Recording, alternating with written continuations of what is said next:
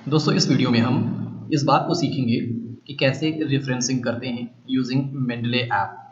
तो उसके लिए हर एक स्टेप को एलैबोरेट करने की मैं कोशिश करूंगा। सबसे पहले और सबसे इम्पॉर्टेंट पॉइंट ये है कि आपके डेस्कटॉप या आपके लैपटॉप में मेंडले ऐप इंस्टॉल होना चाहिए। अगर इंस्टॉल नहीं है तो आप क्रोम वेब स्टोर में जाकर के जो सर्च कॉलम है उसमें मेंडले टाइप कर दीजिए। जो सबसे पहला ऑप्शन आपको आ जाएगा मेंडले वेब इंपोर्टर www.mendeley.com से। ये एक ऑथेंटिक सोर्स है। आप यहाँ से इस ऐप को इंस्टॉल कर लीजिएगा अपने लैपटॉप और डेस्कटॉप में। इंस्टॉल करने के बाद आपको इस तरह का उसका आइकन दिखेगा और ये मैंने मेंडले डेस्कटॉप ऐप ओपन कर लिया है। ये इसका आप सारा स्ट्रक्चर देख सकते हैं। ठीक है, यहाँ पे बहुत सारे पेपर्स मैंने पहले से ऐड किया है क्योंकि मैं बहुत पहले से यूज़ करता हूँ।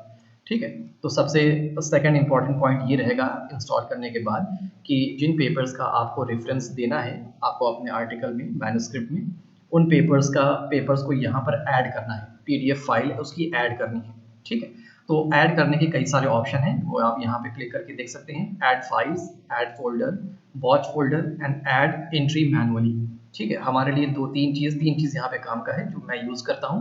सबसे पहले ऐड फाइल्स, आप सिंगल सिंगल पीडीएफ फाइल जो आपने पेपर्स डाउनलोड कर रखे हैं उन पेपर्स को सेपरेटली एंड इंडिविजुअली ऐड कर सकते हैं। दूसरा, जो पेपर्स आपने डाउनलोड किया है अगर उसको आपने एक फ़ोल्डर में रखा है तो पूरा का पूरा फ़ोल्डर भी ऐड कर सकते हैं। ठीक है, और जो जो यहाँ पे फोर्थ ऑप्शन है वो भी मैं यूज़ करता हूँ। अगर आपको बहुत सारे पेपर्स ऐसे होते हैं जिनकी पीडीएफ फाइल हमें नहीं मिलती है, हमारे पास मौजूद नहीं होती है, तो ऐसे में लेकिन हमारे पास पेपर्स की इंफॉर्मेशन होती है। जैसे पेपर का ऑथर कौन है, उसका टाइटल क्या है, उसका इशू नंबर क्या है, उसका वॉल्यूम नंबर क्या है, पेज नंबर क्या है, ये सारी डिटेल्स को हम मैनुअली इंटर करके भी उनकी रेफरेंसिंग दे सकते हैं।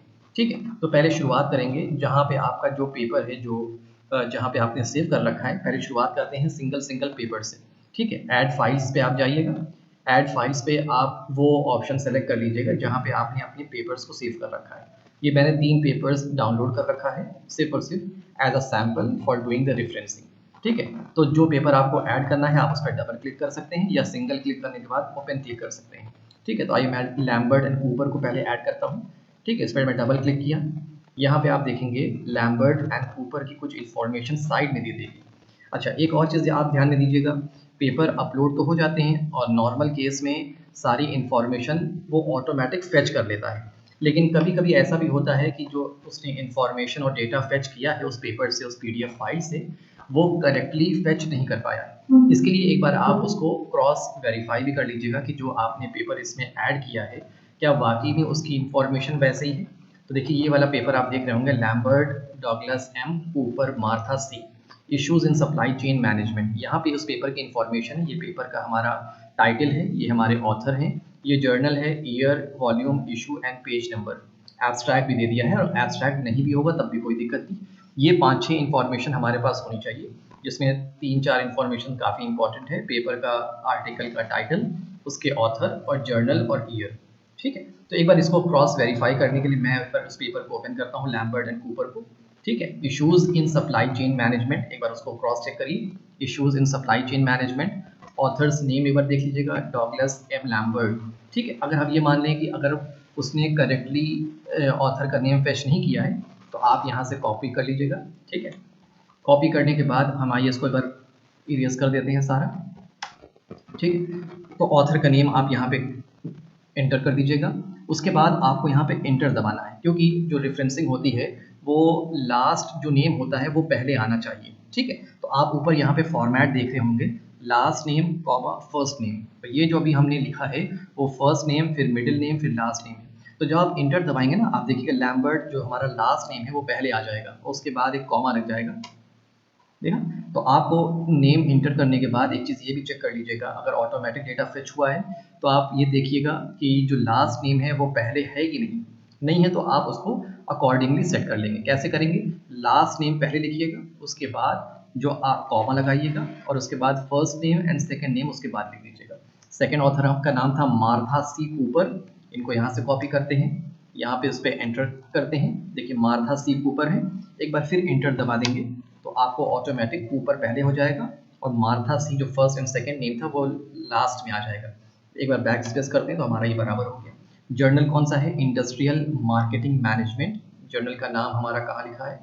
जर्नल का नाम देखिए हमारा यहाँ पे लिखा है इंडस्ट्रियल मार्केटिंग मैनेजमेंट, इशू 29 है।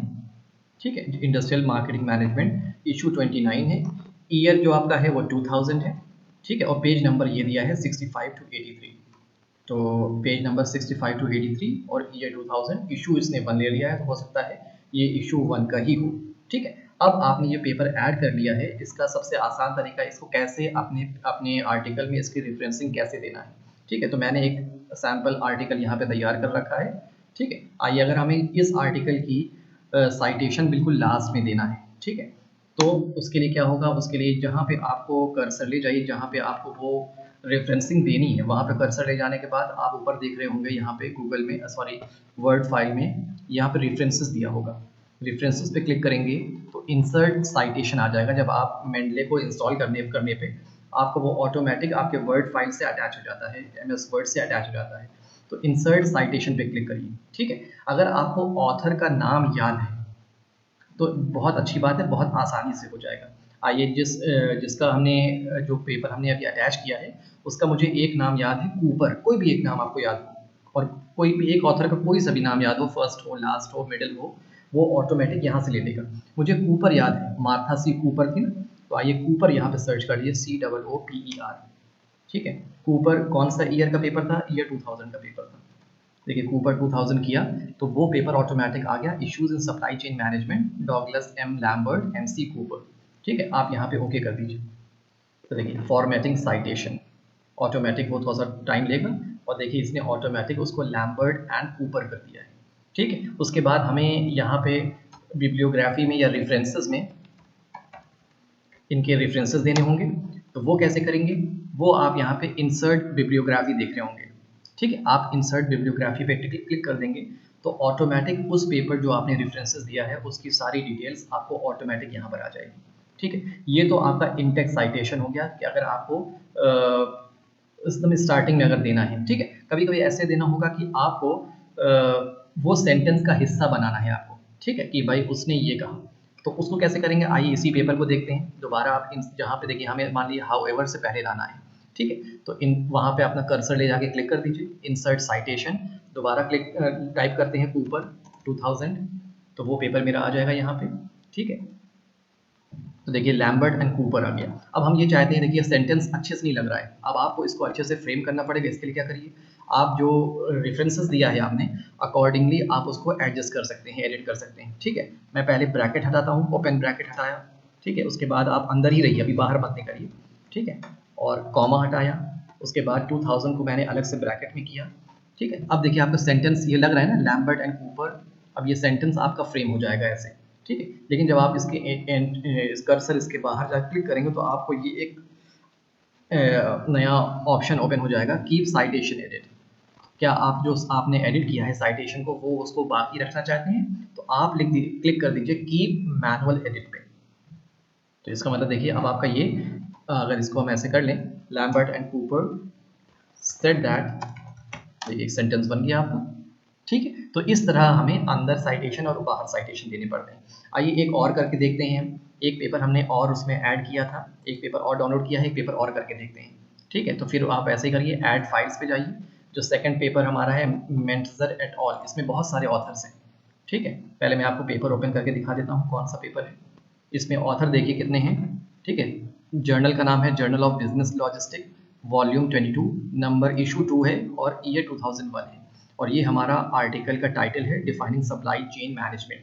और ये हमारे बहुत सारे ऑथर्स हैं, ये जॉन टी मेंटजर हैं, विलियम डी विट, और ये और ये और ये, करीब करीब हमारे पास 1 2 3 4 5 6 7 ऑथर्स हैं इसमें। ठीक, तो आइए इसको देखते हैं कि ऑटोमेटिक इसने फेच किया है कि नहीं डेटा को। देखिए ये वाला तो मेरा था डिफाइनिंग सप्लाई चेन मैनेजमेंट। एक बार आप इसको क्लिक करके देख भी सकते हैं क्या इसने सारे इन ऑथर्स का नाम लिया है सही सही कि नहीं। तो हमें जहाँ तक लग रहा है कि इसने सही सही नाम लिया है। 7 ऑथर्स हैं, बच्चे कर लीजिए, 1 2 3 4 5 6 7 ऑथर्स भी आ गए हैं। जर्नल ऑफ बिजनेस लॉजिस्टिक्स भी था, year 2001, volume 22, issue 2, pages 1 to 25। ठीक है, पेजेस नंबर यहाँ से 1 से 25 वो भी सही दिया है। आइए एक बार इसको भी करके देखते हैं। ठीक है, तो आपका इसमें क्या नाम है, आपको मेंटजर नाम याद कर लीजिए, MENTZER। TZER, ठीक है। तो आइए जो नाम भी याद होगा, आइए अगर हम देखते हैं फॉर एग्जांपल हमें यहाँ पर करना है, ठीक, स्टॉक के बाद इंसर्ट साइटेशन मेंटजर, देखिए ऑटोमेटिक अभी पूरा नाम भी टाइप नहीं किया, ये आ गया।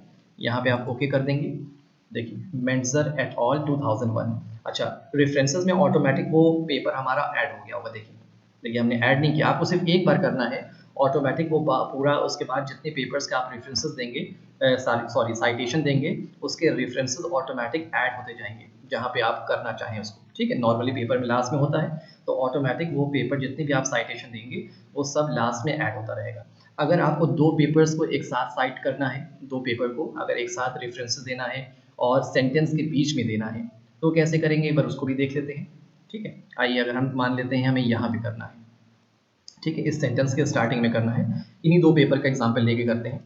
तो पहला तो हमारा लैम्बर्ट वाला पेपर हो जाएगा, ठीक है, एक पेपर इसको करिए। अब इसी में जो सर्च फॉर एडिशनल रेफरेंसेस यहाँ पे दिया है, इसी में दूसरा पेपर भी आप टाइप कर दीजिए मेंटजर, ठीक है।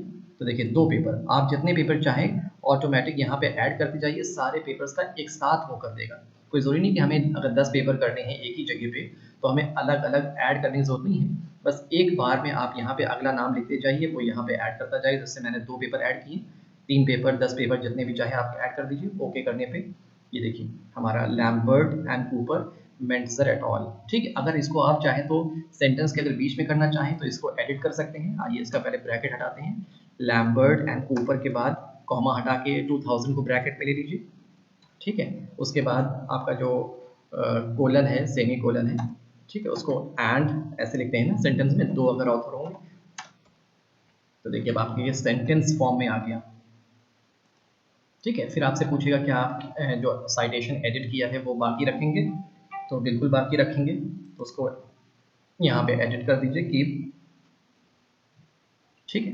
तो उसमें आपको ये पूछेगा, देखिए वो पेपर क्योंकि मैंने पहले से ऐड कर लिया है, रेफरेंसेस ऑटोमेटिक उसके आ गए हैं, ठीक। उसके बाद अब हमें क्या करना होगा, उसमें आप एक चीज़ ये भी कर सकते हैं, यहाँ पे और एक दूसरा ऑप्शन है कि वो ऐड फोल्डर्स, आप पूरे फोल्डर को ऐड भी कर सकते हैं, जैसे मैंने वो सेपरेटली किया है, पूरे फोल्डर को ऐड कर सकते हैं, तो वो आप करके देख लीजिएगा। एक चौथा वाला बताता हूँ, ऐड एंट्री मैनुअली।